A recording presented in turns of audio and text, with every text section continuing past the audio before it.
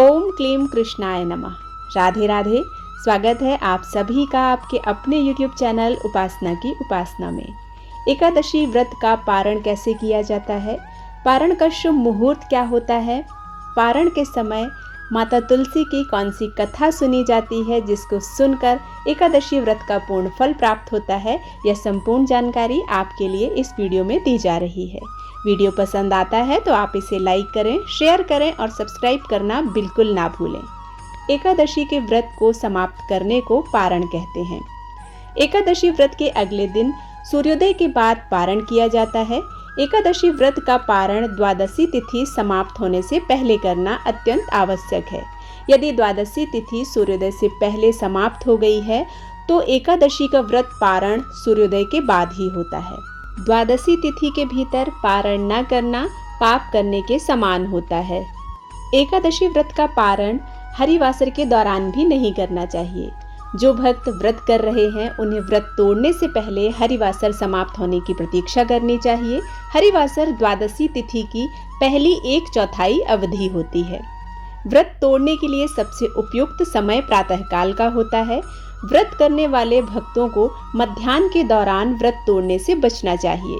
कुछ कारणों की वजह से अगर कोई प्रातःकाल पारण करने में सक्षम नहीं है तो उसे भगवान का प्रसाद अवश्य ग्रहण करना चाहिए, जिससे पारण का पूर्ण फल प्राप्त होता है।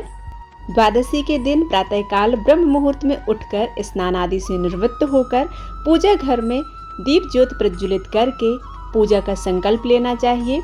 इसके बाद गणेश जी और भगवान विष्णु माता लक्ष्मी की पूजा करना चाहिए।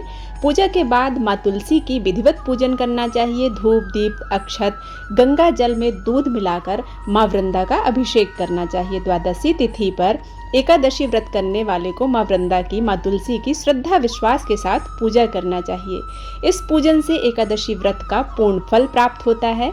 इसके बाद ब्राह्मण को दान अवश्य देना चाहिए। दान में तिल का दान सबसे पुण्यदायी दान होता है, इसलिए दान करते समय आप अन्य सामग्रियों के साथ तिल का दान अवश्य करें। दान की सामग्री निकालने के बाद विधिवत पूजन करने के बाद आप पारण कर सकते हैं। यदि यह दान आप तुरंत कर सकते हैं तो बहुत अच्छा है। यदि आप नहीं कर सकते हैं किसी कारणवश तो इसे आप एक जगह पर रख दें और जब आप मंदिर जाएं या कोई सुपात्र आपको मिले जिसे आप यह दान दे सकते हैं तो आप उस समय भी यह दान दे सकते हैं। एकादशी के व्रत करने वाले मनुष्य को यह सभी नियमों का पालन करना चाहिए। जो व्रती इन नियमों का पालन करता है उन्हें एकादशी व्रत का पूर्ण फल प्राप्त होता है। एकादशी व्रत करने वाले को माँ तुलसी की यह कथा अवश्य सुनना चाहिए, जिसके श्रवण मात्र से समस्त कष्टों से मुक्ति मिलती है। श्री हरि विष्णु भगवान की कृपा से एकादशी का संपूर्ण फल प्राप्त होता है। किसी समय एक गांव में एक ननद और भाभी साथ साथ रहते थे। ननद का विवाह नहीं हुआ था। वह तुलसी के पौधे की बहुत सेवा करती थी, लेकिन उसकी भाभी को यह सब बिल्कुल भी पसंद नहीं था। जब कभी उसकी भाभी को बहुत क्रोध आता तब वह उसे ताना देते हुए कहती थी कि जब तुम्हारा विवाह होगा तो मैं तुलसी ही बारातियों को खाने को दूंगी और तुम्हारे दहेज में भी तुलसी ही दूंगी। कुछ समय बीत जाने पर ननद का विवाह पक्का हुआ। विवाह के दिन भाभी ने अपने कहे अनुसार बारातियों के सामने तुलसी का गमला फोड़ दिया और खाने के लिए कहा। तुलसी की कृपा से वह फूटा हुआ गमला अनेकों स्वादिष्ट पकवानों में बदल गया। भाभी ने गहनों के नाम पर तुलसी की मंजरी से बने गहने पहना दिए। तुलसी मंजरी से बने वह सभी गहने सुंदर सोने जवाहरात में बदल गए। भाभी ने वस्त्रों के स्थान पर तुलसी का जनेऊ रख दिया। वह रेशमी तथा सुंदर वस्त्रों में बदल गया। ननद की ससुराल में उसके दहेज की बहुत प्रशंसा की गई। यह बात भाभी के कानों तक भी पहुंची। उसे बहुत आश्चर्य हुआ। उसे अब तुलसी माता की पूजा का महत्व समझ आया।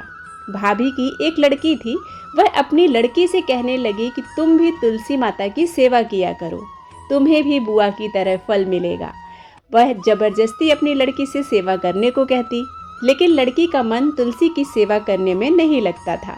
लड़की के बड़े होने पर उसके विवाह का समय आया। तब भाभी सोचती है कि जैसा व्यवहार मैंने अपनी ननद के साथ किया था वैसा ही मैं अपनी लड़की के साथ भी करती हूँ, तो यह भी गहनों से लद जाएगी और बारातियों को खाने में पकवान मिलेंगे। ससुराल से भी इसे बहुत इज्जत मिलेगी। यह सोचकर वह बारातियों के सामने तुलसी का गमला फोड़ देती है, लेकिन इस बार गमले की मिट्टी ही मिट्टी रह जाती है।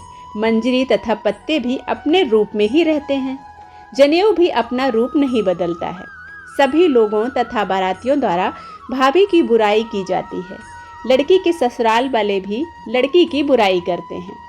भाभी कभी ननद को अपने घर नहीं बुलाती थी। भाई ने सोचा मैं बहन से मिलकर आता हूँ। उसने अपनी पत्नी से कहा और कुछ उपहार बहन के पास ले जाने की बात कही। भाभी ने थैले में ज्वार भरकर कहा कि और कुछ नहीं है, तुम यही ले जाओ।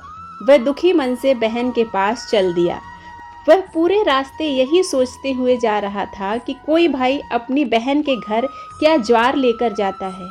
यह सोचकर वह एक गौशाला के पास रुका और ज्वार का थैला गाय के सामने पलट दिया। तभी गाय पालने वाले ने कहा कि आप गाय के सामने हीरे मोती तथा सोने क्यों डाल रहे हो। भाई ने सारी बातें उसे बताईं और धन लेकर खुशी से अपनी बहन के घर की ओर चल दिया। दोनों भाई बहन एक दूसरे को देखकर अत्यंत प्रसन्न हुए।